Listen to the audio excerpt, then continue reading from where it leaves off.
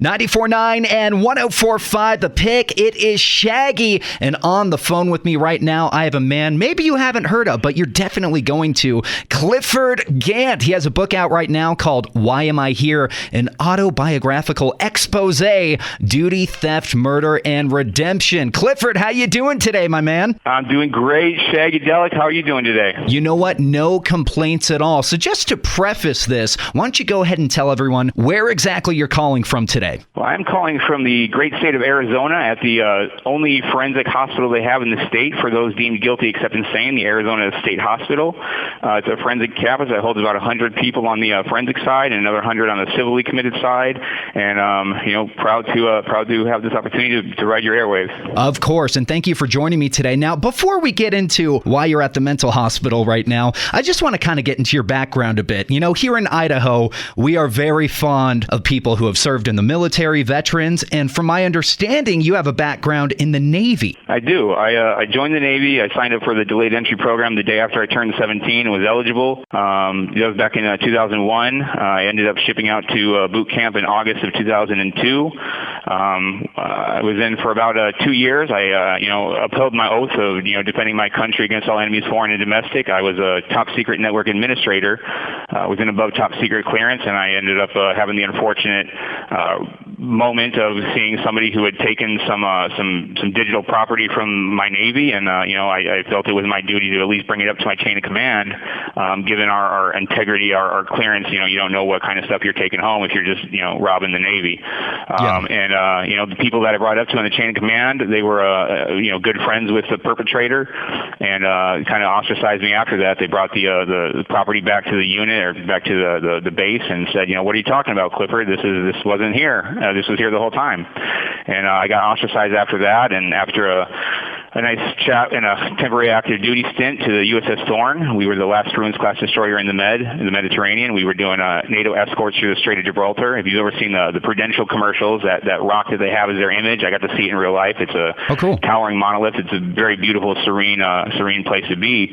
Upon my return, we had a new captain, and he just flat out told me, he's like, you've ticked off too many people here to be successful. He's like, where do you want to go?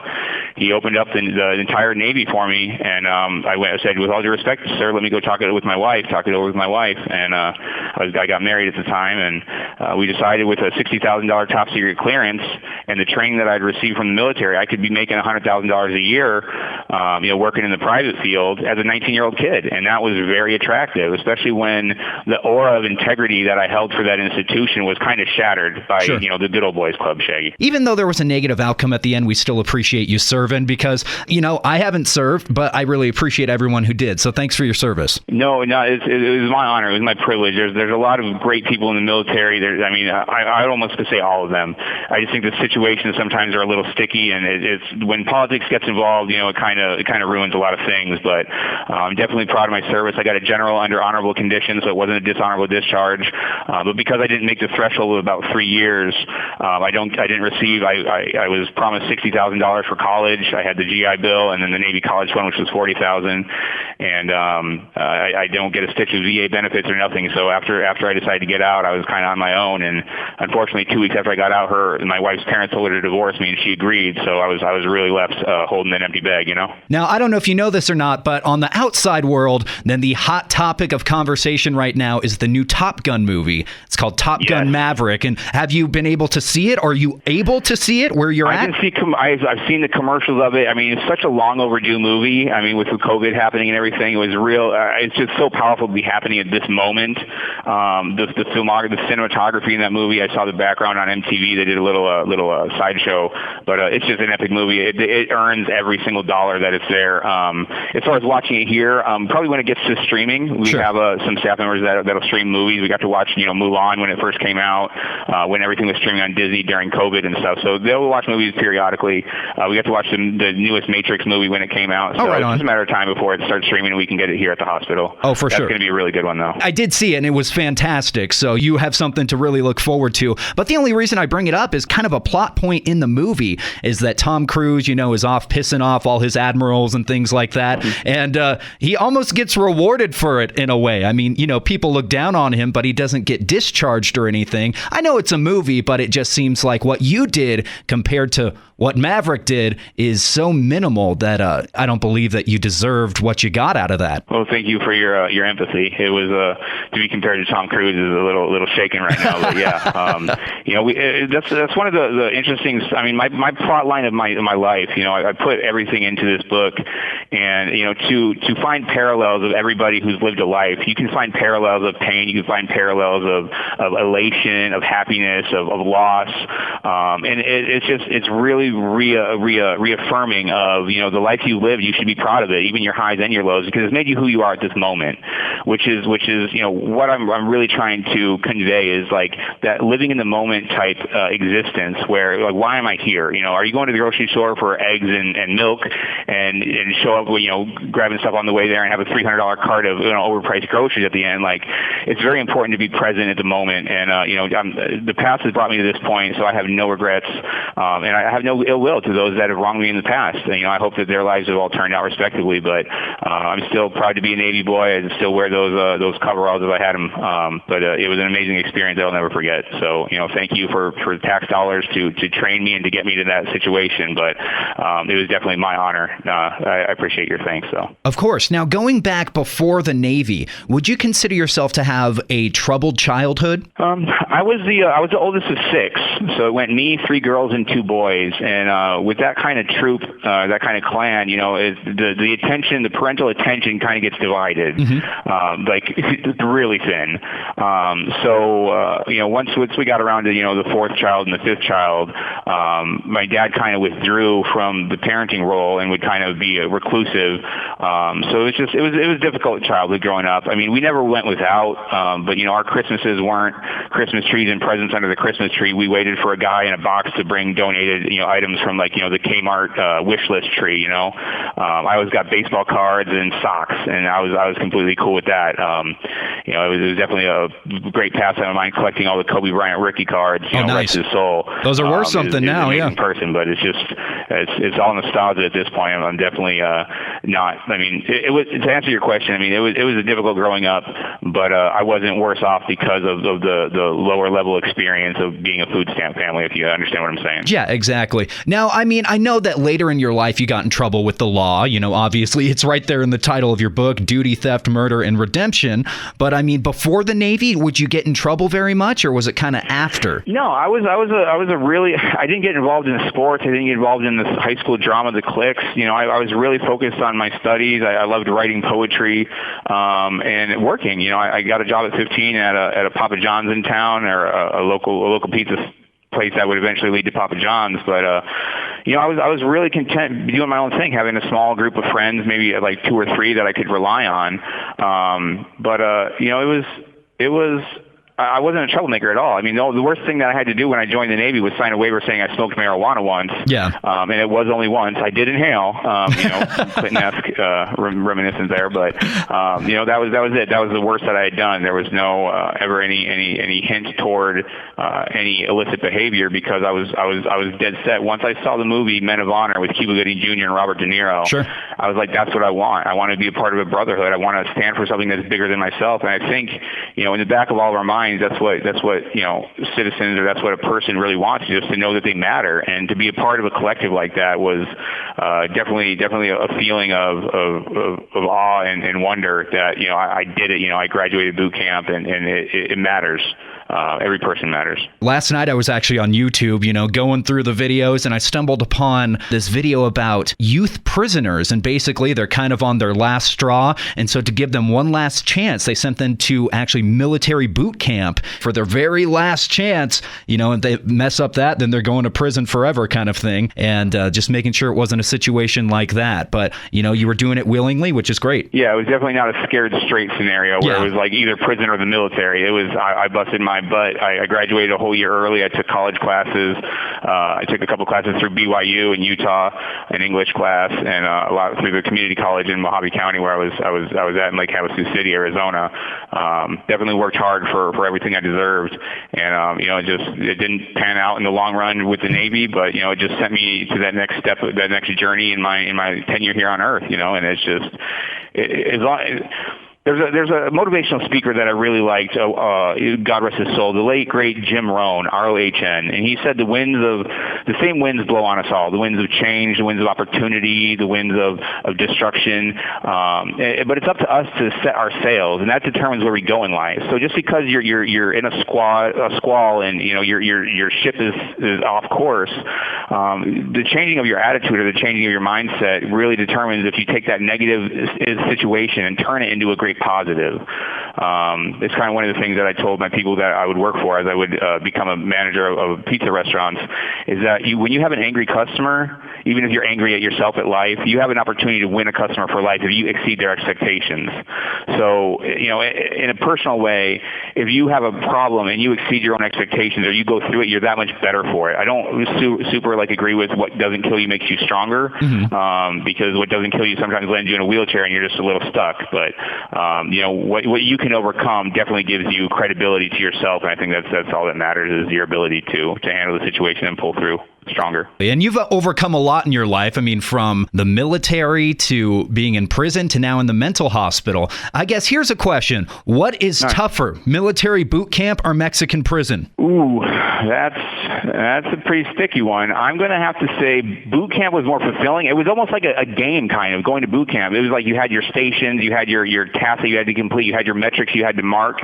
But Mexican prison was my first time in prison, Shaggy, and I was not prepared for that. Like, we have a two-man cell here at the hospital, and it's probably a 15 by 9 foot cell. I call it a cell, but it's a room. It's an open door that's not locked.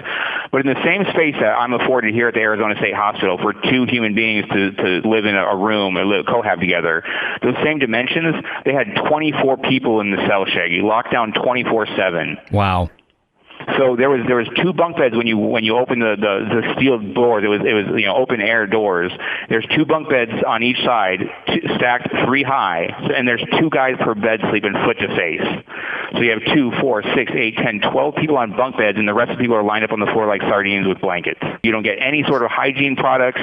You have to either hustle, make something, or just rely on your group that you align with to get you help. I was definitely grateful for my sisters that came down to visit me. They would always give me some money for my books while my case was playing out, and it was an experience I'll never forget, which I definitely wanted to emblazon in the book, because it was definitely a moment of awakening upon returning to the States and going to a prison here. It's just like this prison system. It's like the Regency. You get everything provided for you, and it's just, we could have a whole another hour conversation about the prison system in America and my thoughts on that. But between the military, boot camp, and prison, I'd say boot camp was harder. Prison was more fulfilling. As much as I hold the Navy in esteem, I learned a lot about myself and learned a lot about the struggles that other people are dealing with. Shaggy, there was one guy there that stole jumper cables out of a burnt-out car, and he couldn't get out. It's serving a year, Shaggy, because he couldn't come up with a $100 fine. Is that in pesos or American? It's 1,000. It was 1,000 or 1,200 or 12,000 pesos, which is 1,200 pesos at that time. I think the exchange rate was 12 to 1, but it's like $100 US.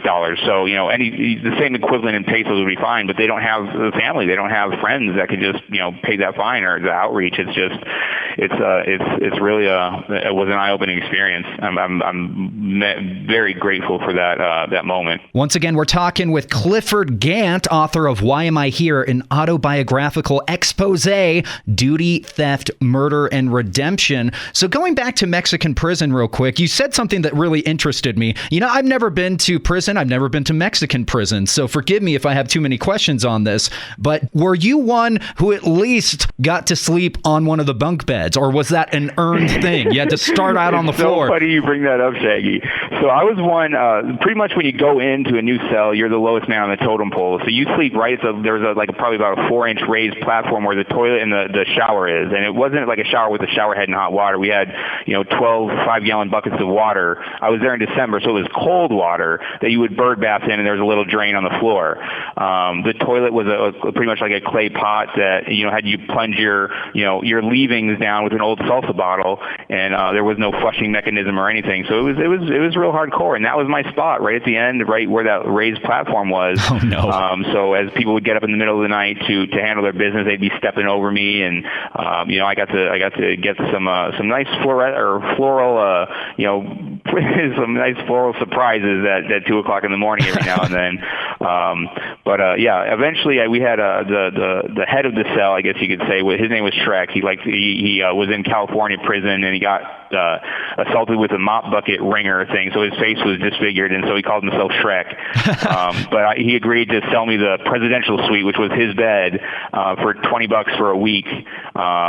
Or for $20 for 2 weeks, and I had to pick another cellmate to sleep on the bed with me, because otherwise there wouldn't be any room. So there was 2 men, and I picked my homeboy Bebo. Really awesome character. But yeah, it's just funny that you bring up that memory. But yeah, so I bought the presidential suite for 2 weeks for $20, and after that, I was on the floor for probably another couple weeks before somebody else left, and I took their spot on the bunks. So, man, thank you for that question. You're welcome. You got to work your way up, man. Like I said, I've never been to prison, but I watch a lot of documentaries. And I read books, so there's that. Now, going forward a little bit, I know there's a lot of things that happen in between Mexican prison and where you are now, but I think that's kind of what people want to know. We brought it up at the beginning. You're hanging out right now, or I guess not hanging out, but incarcerated at the Arizona State Hospital. So tell me how you ended up there. What was the event that got you here? To be honest, it was like a perfect storm, Shaggy. It was just a slow, steady string of events that just one led into another. And I mean, I guess the catalyst, I ended up, I had a buddy that was out of town who was about to go in for surgery on his back. He was having spinal surgery, and the doc gave him a 60-40 chance of never being able to walk again. And he was just, in a down spot. My stepdad and mom had left to go to Wisconsin for a family wedding. I stayed behind and found the keys to my stepdad's truck and tried to get over to the neighboring town. I took a wrong turn and ended up in Yuma. I had no money, I had no cell phone, and decided to go to Mexico. Well, long story a little shorter is that we got the car impounded in Mexico through an unfortunate driver situation, and it got impounded. So I got a ride back to Havasu, and as soon as I left the library after posting on Facebook saying, hey, I need some side jobs, if anybody can help me come up with $2,000 so I can go and bribe these cops to get the truck back, or I'm going back to prison, as I walked out of the library, there was 2 cops coming in at me. So I had sent my dad a message, and he ended up calling my stepdad, who called the cops, who brought the police to where I was posting at the library. And I did 15 months for not theft of means, but it was unlawful use of transportation. I did 15 months in a prison for that. And upon my release, I had my family that had all had a halfway house set up for me in Phoenix, but my parole officer in Tucson was out of the office and didn't process that paperwork. So I was stuck in Tucson where I had no support system. I didn't have family. I didn't know anybody there. And so I ended up going on Craigslist, and I met this woman for kind of, some adult time.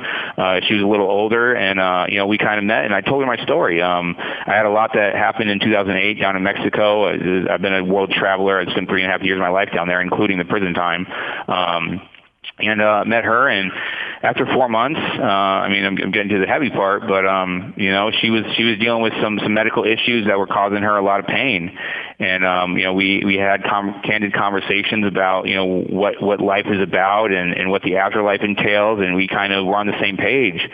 And it just came to a point where she ended up giving me a sporadic signal, which she was a very level-headed person, not eccentric or not like just lackadaisical about her actions or her words. But I was getting out of the shower, and she came into the bathroom and slammed down a black box cutter on the vanity. And to me, my mind instantly went to 9/11. I don't know why that tied up, but it struck me as a distress call. Having just the night before talked about life and death, I recorded it with my cell phone, and it was a moment where I was just like, the rest of my life hangs in this balance. This woman can't sleep through the night. She's in constant pain, constantly medicated. She has an open wound under her right breast where I'd stuff with, ribbon gauze, and she'd pull it out the next morning, and I'd refill it with new. I cared for this woman a lot. She was the first person that believed my story, believed in me, and we really connected. And sometimes when you find that kind of strong love, you're willing to do anything to help them. she went to the extreme of putting me in her will, saying that, if she passes away, which she told me that, the next time she went to the hospital, she didn't think she was going to make it out this time. So she put me in her will saying, if she passes away, I can stay at the house until I get on my feet, because her family was not a big fan of me. At one point gave her an ultimatum saying it's Clifford or the family, and she chose me to their dismay. But she pretty much called their bluff because it didn't ruin her relationship with the family. But, so when she gave me that signal, I took it as this was her distress call. And if that was her notion after we had that conversation, I was willing to sacrifice the rest of my life to put her in a better position. That's what I'm here. I got sentenced a natural life at the Arizona State Hospital. It's been a journey here, learning the system and seeing what the other side of this, guilty acceptance sane part of the prison system kind of is, or the corrections, or the legal system, the justice system, whatever you want to call it. It's definitely been eye-opening.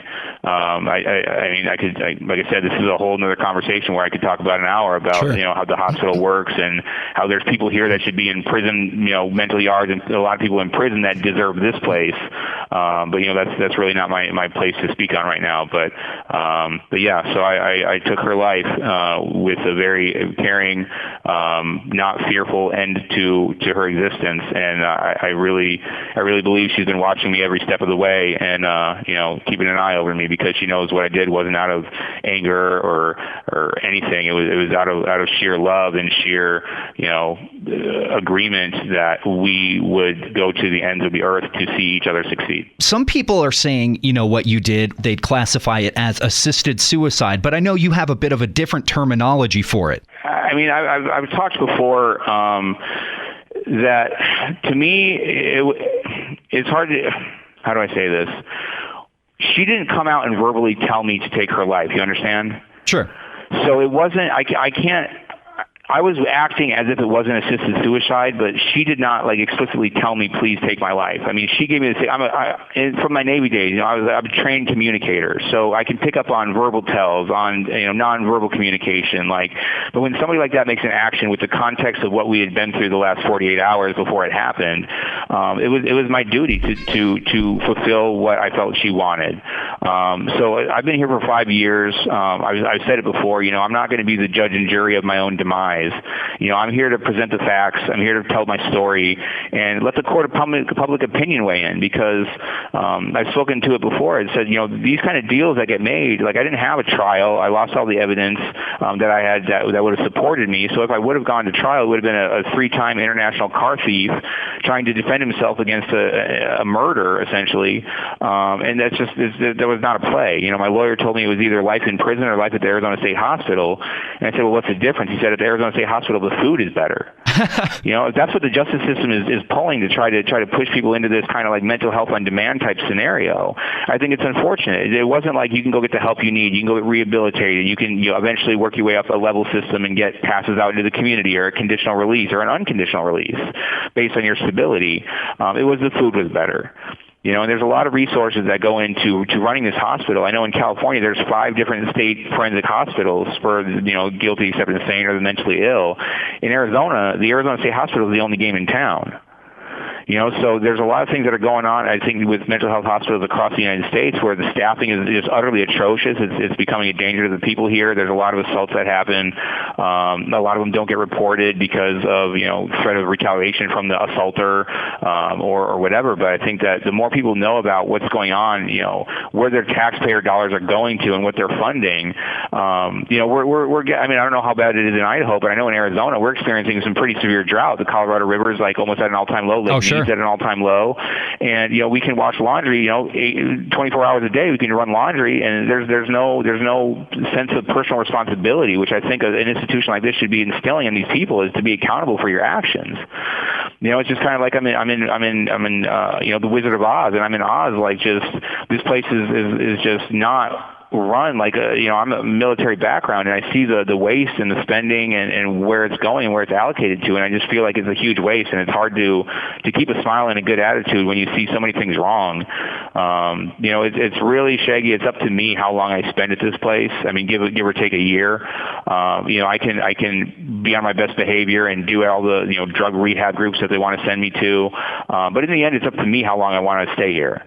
When I decide to act positive, I can get out in probably about a year and a half and move forward through the level system and get my 2-hour passes into the community or 8-hour, 48-hour passes in due time. But I'm one that likes to stand his ground. If I see something that's wrong, that whole notion of apathy equals consent comes to mind. If you see something wrong and you don't do anything in your power to remedy it, you might as well just be the perpetrator. You might as well join the perpetrator. You understand? Yeah. If I see something wrong, if I see an establishment that's run incorrectly or abusively or not economically, it's my job to do everything that I can in my ability, whether it be to write to the newspaper, write to the governor, write to the three-letter institutions and say, hey, this is small potatoes based on what your guys are, the cash that you're moving around right now in the government, but this is coming out of the public purse. If somebody gets assaulted here and they get brain damage and they sue, that money doesn't come from the hospital's pocket. That comes from your pocket, Shaggy. And I think that's unfortunate because those stories never get told. So I'm just here doing the best I can with the platform that I've worked hard for, spent every dime of stimulus money and then some to get this word out to say, listen, you don't know what you don't know, but once you know it, it's your obligation to either spread the fire or spread the word, or just look at yourself in the mirror saying, man, I'm just gonna stay how I was before I knew this information and just remain that ignorant person in society. I mean, when you have new information and you don't allow it, regardless of what your views are or standpoints are, some people are so ingrained in their viewpoints, which is the problem we have in politics nowadays, is nobody's willing to concede a point because their pride or their whatever, but it's to everybody's detriment. I mean, between Republicans and Democrats, the two-party system, it's just been a game of pong with the American citizens in the middle, that little ping pong ball going back and forth on the Atari game. We're not going anywhere, Shaggy. And I think it's time. I think America is primed for movement. I mean, we're sitting with $6 a gallon gas damn near in Arizona. I don't know I know you got a 50-cent gas tax up there, so it can't be too much lower than $5. Groceries are getting out of hand, and we're still, it's hard to justify spending a $40 billion aid package to Ukraine in a deficit economy. That's a $100 donation every single American made to Ukraine without their consent. They just took it right out of your pocket, Shaggy. $100 to Ukraine to fight the war, which I don't know. I'm gonna stop there, but there's a lot of waste going on, and it's really hard to justify. Just not doing anything, not saying anything. I can't live that way. So my point here is, I'm not leaving this place until the light gets shined on the mental health system in general. The justice system needs reforming. The prison system needs reforming. If they're spending $30,000 a year to house an inmate in the federal penitentiary system, but we're only spending $6,000 a year for a child's education, Shaggy, there's something wrong. If you're paying to punish a past wrong that nobody can change and nobody was witness to, or on the grand scale of things, but you're only investing our future, a fifth of that, 20% of what we're spending for an inmate, we're paying for a child to grow and to be the next leaders of this great nation, this great world, the only one we have. Man, something's got to give, and I'm not trying to be grandiose or anything, but I think that my book sets the groundwork to open a conversation, to have these bigger discussions, because this should be dinner table conversation at every house in America. Not my book, but the fact that things need to change, and we're going to experience that pain in the future. And are we going to be preemptive about fixing this, or are we going to wait till it just breaks down society and we have nothing but glaring TV headlines of there's 18 mass shootings this weekend. It's just, if you let me riff for one more minute, it's like, in 2019, which is the latest data I have, we had 40,000 gun deaths in America, Shaggy. 40,000. Big number. Horrible number. People's lives got ruined. But this is from suicide, this is accidental, and this is assault. 40,000 deaths. Do you know how many people died in 2020 from heart disease? 670,000 deaths, Shaggy. 670,000. That is in Idaho terms. That is the city of Boise, the city of Caldwell, the city of Idaho Falls, Meridian, Nampa, Twin Falls, Kuna, Moscow, and Mountain Home gone. because we were complicit and apathetic on letting corn syrup be in everything that we eat, and the ground is being empty and devoid of minerals and sustenance. And I know we got a lot of great farmers in Idaho. You guys are potato farmers, you're lumber guys, yep. And you're silver miners. But the soil needs. We've gotten into big farming, and it's ruining our food. We have empty food, and when you're growing up in this economy right now, and you got a family to feed, and you're stuck between paying $1 for a navel orange or $1 for a McDonald's cheeseburger. I mean, yeah, you're going to make that cheeseburger decision because your kid needs to get full. But these shouldn't be the decisions we're set to make. It's like a comic book strip that I saw years ago, and it had a big sign that said slaughterhouse, and then it had two entrances, and it said left or right, and the cows just went in there thinking they're going on the right thing. We're all headed to the slaughterhouse unless we take a pause and get out of that line, Shag. Once again, we're talking to Clifford F. Gant, author of Why Am I Here? An autobiographical expose, duty, theft, murder, and redemption. So you went off on a rant a little bit there about the injustices of the prison system, essentially. And, there's a guy on YouTube that if you get the means, you should check him out. His name is Larry Lawton. At one point, he was America's biggest jewel thief. He actually has a book out, just like you do.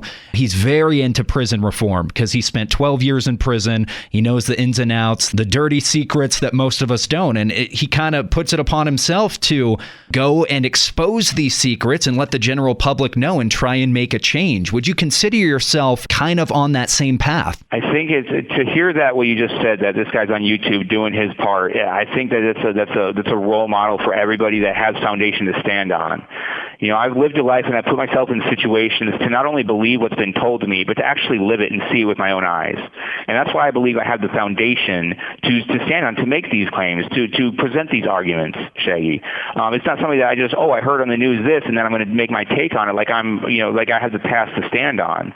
My book is saying, listen, I have a lot of ideas. We all have a lot of ideas, but this is my backstory. So you can either shun me or you can revel in me, but this is my history. This is what I believe. This is where I think the country is headed, which is a pretty scary spot.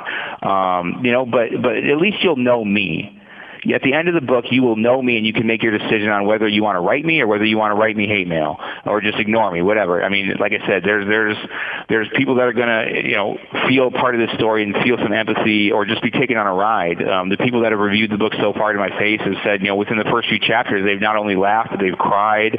And it's such a powerful moment where you can put words on paper, little scribbles in the vastness of the universe, and elicit an emotion out of somebody. To me, it's really validating to know that words can elicit emotion in somebody else, and they can really buy into that.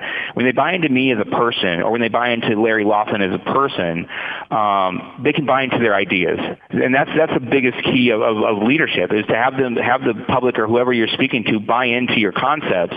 But I'm just saying, listen, I mean, we see talking heads on TV, on the cable news networks. You don't know how they grew up. You don't know the wrongs they've done that they're trying to hide. They're just in a position now where they're in front of a camera, so everybody looks to them like they mean something. But let me see some integrity of what you've done with your life. What deserves me to have to listen to you now? What have you done to other than just reading off a teleprompter? There's more to life than that. So, I mean, do I consider myself another Larry Lofton? Did you say his name was? Larry Lawton, yeah. Yeah, Larry Lawton. Do I consider Yes, I think that I have. I mean, he's his own person. I'm my own person. I mean, man, if we could click up, I'm sure we could come up with some great ideas. But yeah, this is something where I'm making calls and calling some things out in society in general, and this experience of life that I've had, where I've lived a life to call out the injustices at this point in my life where I have nothing left to lose, nothing left to hide. And that's why it's an autobiographical expose. You've read stories about other people, historical figures, whatever, but this is me spilling all the tea, for lack of a better term. This is my life laid bare.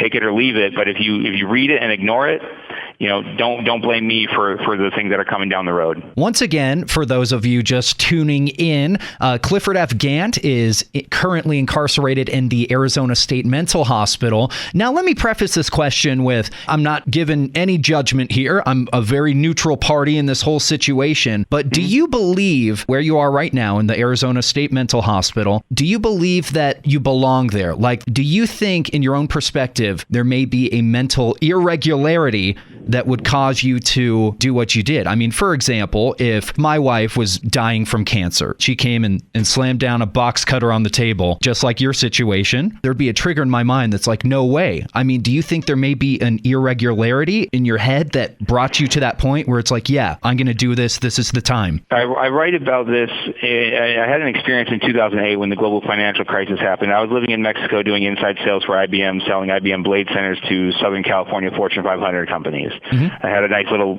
pad in Rosarito. It was 5 minutes from the beach.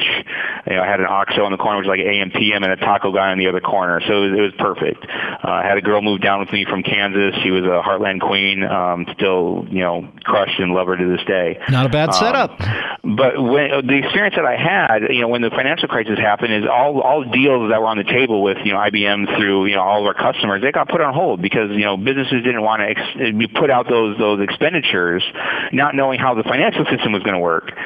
So it was like everything got put on pause, and I started looking at some videos and looking into money and what the causes are, the mortgage crisis, the ninja loans, whatever, and started kind of going down this proverbial rabbit hole. But there was some occult type, eccentric, unexplainable events that happened that brought me to some revelations, and to come back to America after the prison stay in Mexico, where I took my neighbor's car to get to the border to report my findings. I thought that they were important.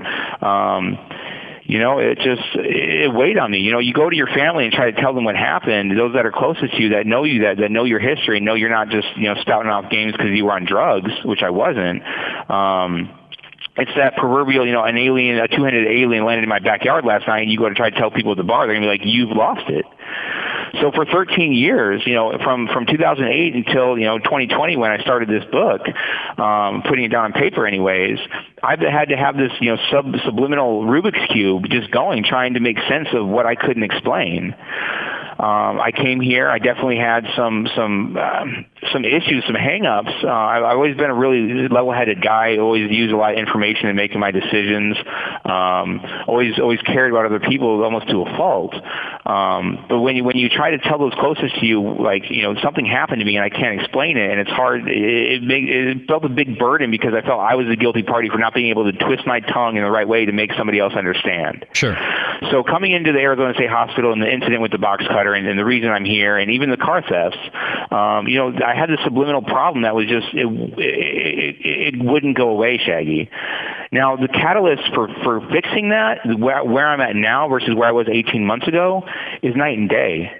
I posed it to the CEO. I posed it to my doctor and my psychologist, psychiatrist, to the treatment team. I was like, I really feel like I'm one of the first people that has gotten their mental illness cured. Not in remission, but over with, because I was able to put out my feelings, my life into this book. And not only did it just allow me an outlet, even if it doesn't get published, even if you are at home and you start writing, to get those feelings and emotions out, how you felt, where you were, and then have to read that over again, it's like, wow, it's out of my system now. Now it's it's a public document. People can look at it, they can explore, but I don't have to carry that weight on my shoulders anymore. Yeah. And I feel like a new man. I can see things clear. I'm able to not have to waste my brain space, trying to figure out what happened, because putting it out and letting it get talked about or letting it get, looked at. I mean, we have college interns that come here to the hospital, and, I get to talk to them about the book, and I sent 10 copies to a local community college, and I have another college that's going to get another 10 copies here in the next week. But this is a perfect case study on where did I go wrong. If anywhere. I'm a firm believer that in this life, Shaggy, bar none, if there's one thing you take away from this message, is that nothing in this world happens but by God's leave. Okay, we're all on this rock for a moment. Like, if we're here and we're thinking that we're in a position to judge another human being, I write about that and say, listen, it's that whole. I'm versed in the Bible, but that whole, let he who is without sin cast the first stone type thing. The ultimate truth will bring you to justice. There's no amount of justice that any fellow human can bring to another human being, other than trying to, express control over them. Whether it be their situation, their living quarters, the information they can get. We don't have internet here. This whole book was done, Shaggy, without a stitch of internet. I had a computer with Microsoft Word and Microsoft Paint. the cover design, the book, the fonts down to the page numbers was all done by me and a send off to the publisher. Sorry, I got off on the question. Last question for you. Okay. I know you got to get going, and once again, I appreciate your time. What is the next step for you? Is there any chance of you getting out on the street? And if there is, what does that path look like for you? There's absolutely a chance. In Arizona, the law has recently been changed by the state Senate, where the Psychiatric Security Review Board, which is the board that grants us conditional release or our level system, it's the board that's a five-member team that's pretty much in charge of our trajectory in this facility, in this system. They're actually being disbanded. We're going to be remitted back to the Superior Court judge. Mine was out of Tucson, Arizona. So pretty much at this point for me, in June of next year is when this takes effect, June of 2023. So I have another year to kind of hang out, like you said earlier. I mean, it's really what it is. I mean, you have people on the streets that are getting, homeless veterans that I can't help right now, but we're getting taken care of like we're kings and queens. It's really breeding a sense of entitlement, and I can't wait to get the word out on there's got to be a better way. But the way out for me, to cut it short, is it's up to me. Really is. I mean, to go to a Superior Court judge who sentenced me or allowed the sentence to go through and to say, this is what I've done with my time here. Not only have I written a book, not only have I helped other people, I've started a website, I've helped heal a lot of people's health or traumas. And, I've done something productive rather than just be kind of that leech on the system. And I really hope that my book gets taken as something that's from the heart. I mean, I'm privileged to be in the position to have lived the life to put it on paper. I can't, like I said, like I tried to explain earlier, it's just when you can put a word on paper or a story of your life into a 3/4 inch book, 333 pages, and say everything you want to say, and let the chips fall where they may. That's what my life's about.